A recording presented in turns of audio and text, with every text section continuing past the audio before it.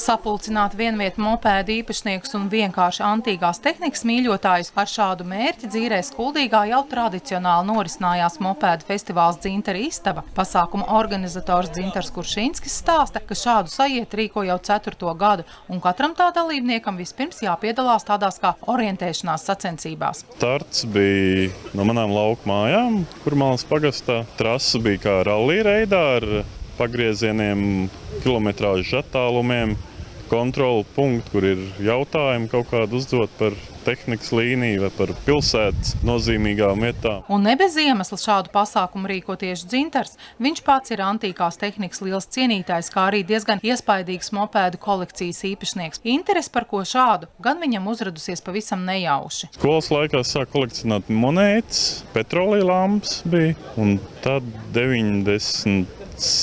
vai 97. gadā dāmai Opapam bija mopēds laukos saglabājies. Opams, protams, jau zem zemes. Tad es viņu paņēmu, notīrīju, sapucēju un sāku braukt uz darbu ar viņu. Un tad vienos pilsētas svētkos izbraucu gājienā, un tad tas āķis lūpā.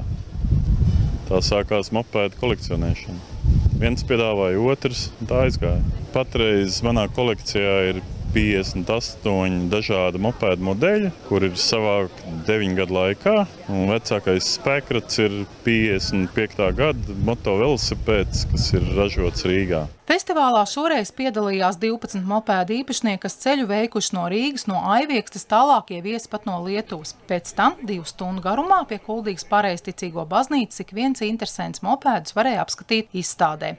Māruta Denelovs, Peršvici, Benefeldes, Grundas televīzija.